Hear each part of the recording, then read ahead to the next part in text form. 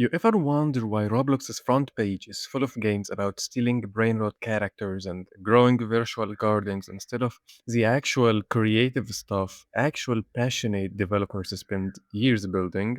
No, it's not bad luck, it's not coincidence, it's the Roblox algorithm. Once you understand how it actually works, you'll never look at the Roblox homepage the same way again. So stay until the end to understand and subscribe if you like the video. Okay, so what about the Roblox algorithm? Roblox actually published an official breakdown of their discovery algorithm recently, which is rare for any platform to do.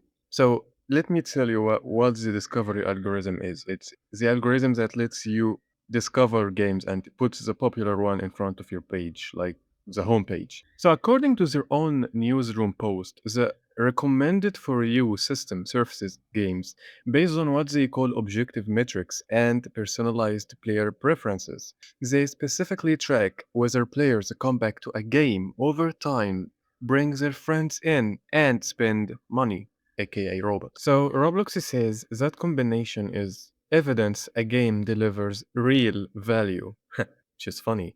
But on paper, it sounds reasonable, right? Here's where it gets interesting though. Roblox just expanded the retention tracking window from 7 days to a full 28-day view. And their own reasoning for this change is that the old system was overvaluing short term engagement, which let games win with like flashy thumbnails and exciting first impressions without actually delivering anything meaningful long term. In their own words, those games were displacing games that players value for the long term. Translation: Roblox is openly admitting their previous algorithm was rewarding clickbait style games over actually quality content, and they're only now trying to fix it. So I know this all might sound complicated to understand, so let me make it more simple for you.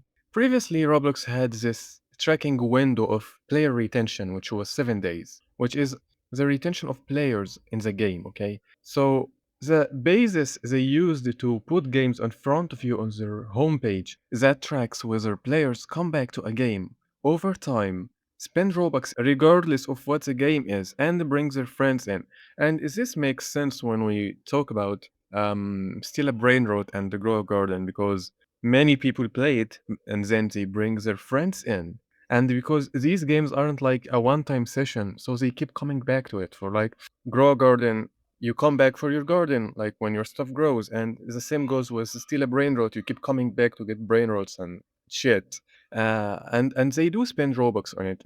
I mean, we're talking about kids here, so they spend their parents' money on Robux to buy game passes and stuff in these games specifically. So why does the front page still have lots of brain rot games? And why does it still look the way it does? So, independent developer analysis from earlier this year found something that contradicts a lot of what people assume. So, the algorithm in 2026 isn't primarily rewarding raw concurrent player counts anymore. So, like, it doesn't mean that your game has lots of players that it's gonna be number one on the Roblox homepage anymore. No, it's not the player count anymore. But it's actually rewarding something called the session return rate. Basically, the percentage of players who leave a game and then come back again within 24 to 48 hours for another short session. So, like playing a game, going off, then coming back again within a day or two to play again. The return rate. And we have games like, I hate this game, Dress to Impress. And these games often have sessions under 15 minutes, so a short session.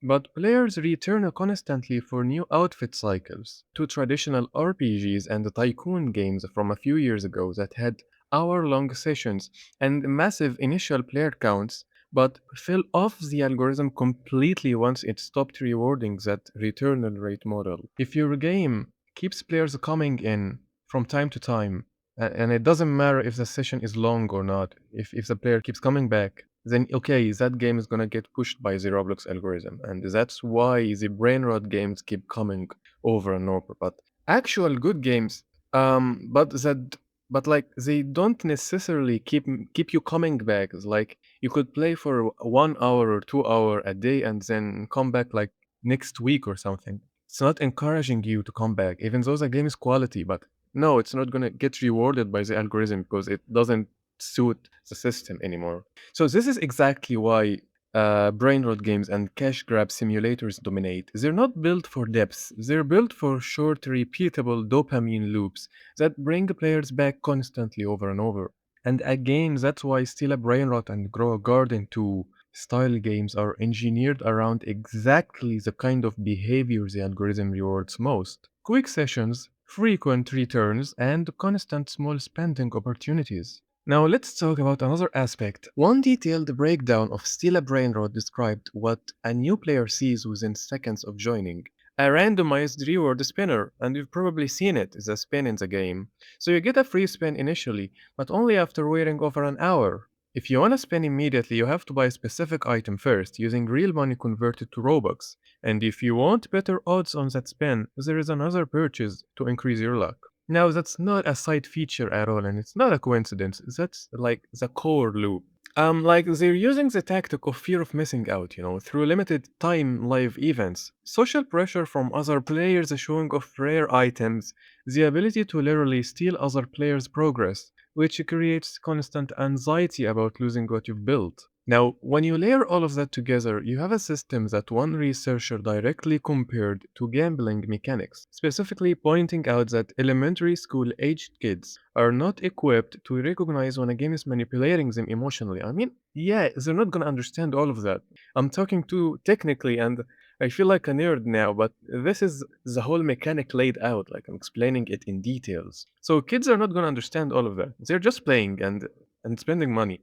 And the game is perfectly manipulating that. So developers make money specifically when players spend Robux inside these mechanics. Now Roblox takes their platform cut, the developer keeps the rest, and the entire business model is built around getting kids into the game and converting as many of them as possible into paying users using mechanics sitting right on the edge of nothing short of gambling. We're talking about small developers now, okay, and small games. The discoverability is almost entirely dependent on the algorithm, and there is very little transparency or control for developers trying to break through. I mean, there's currently no demand for actual polished, ambitious content on the platform at scale except a rare few. But on the popular page, you're gonna see the trend has shifted hard towards the absolute lowest complexity, lowest production design possible, and trashiest ever.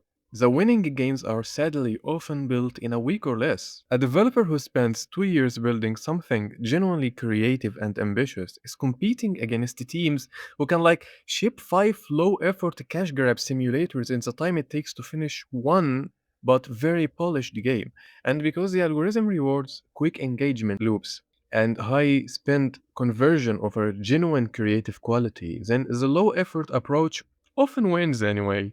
And the same brainroot strategy got very, very profitable now that it's generating actual legal battles. I mean, the developers behind Steal a Brainrot have filed at least 4 separate lawsuits since November against alleged copycat games trying to clone their exact shitty formula. Think about that for a second. The genre of game built specifically around addictive short session loops and gambling spending mechanics is now valuable enough that studios are suing each other over who gets to run that exact playbook. Nobody's fighting over who made the most creative or meaningful game. They're fighting over who owns the rights to the most effective dopamine shitty machine. Fuck brainrot games. So, is Roblox's algorithm rigged? Not in the sense of some secret list of favored studios getting special treatment, no. But it's actually rigged in a more structural way, built around the metrics that genuinely creative, good games struggle to satisfy as efficiently as low effort gambling style simulators that are specifically engineered around short session loops and constant spending opportunities. Now, Roblox knows this. Their own newsroom post admits the previous algorithm system was rewarding the wrong things. Now, whether their fix actually changes what dominates the front page or whether Brainrot and the cash grab games just adopt their formula once again to satisfy whatever the algorithm rewards next is something we're going to be watching closely in the following period of time. See you on the next one.